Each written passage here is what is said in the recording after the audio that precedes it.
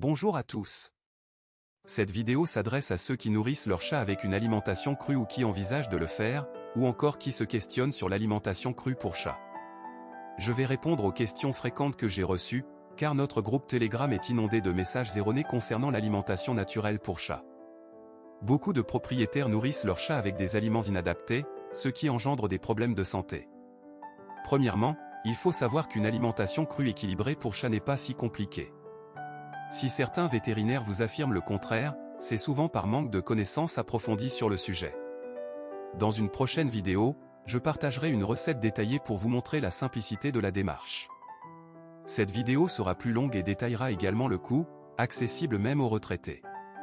Cependant, nourrir un chat avec une alimentation crue sans connaître les proportions adéquates, en se basant sur des conseils non professionnels, peut gravement nuire à sa santé, voire le rendre invalide. Si vous ne souhaitez pas vous investir dans la compréhension de l'équilibre nutritionnel d'une alimentation crue, il vaut mieux opter pour une nourriture industrielle de qualité. J'ai reçu ce matin un message d'une propriétaire qui pensait bien nourrir son chat avec du bœuf, des abats et de l'avoine. Or, l'avoine a causé des problèmes de santé à son chat. Certaines personnes ajoutent des céréales comme du sarrasin ou de l'avoine, croyant que c'est bénéfique.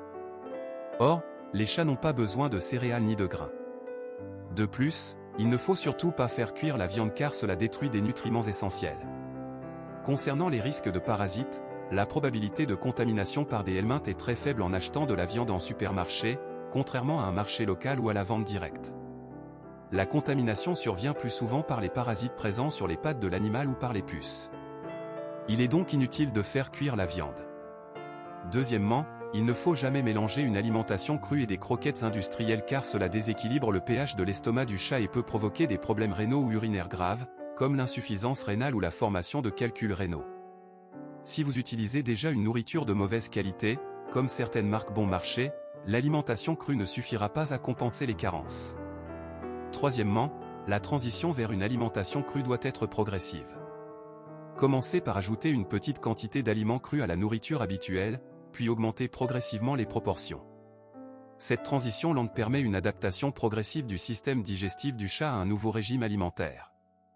Il est conseillé de commencer par de la viande de poulet, facilement digestible, avant d'introduire des abats comme le foie ou des morceaux de cœur de bœuf. Il faut éviter de débuter avec des abats plus difficiles à digérer. Commencez avec de la viande de poulet maigre sans abats, puis ajoutez progressivement du foie, toujours cru, puis les autres abats et les cartilages. Je donnerai plus de détails sur les quantités et les proportions dans une prochaine vidéo. Il est également crucial que la viande soit servie à température ambiante ou légèrement réchauffée au bain-marie, jamais froide.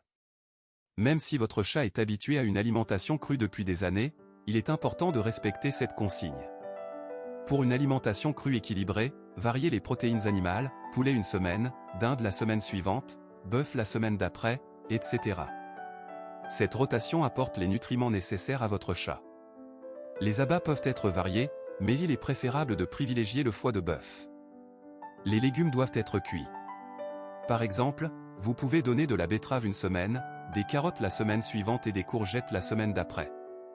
La composition d'un repas type est un mélange de viande, d'abats, de légumes cuits et d'os.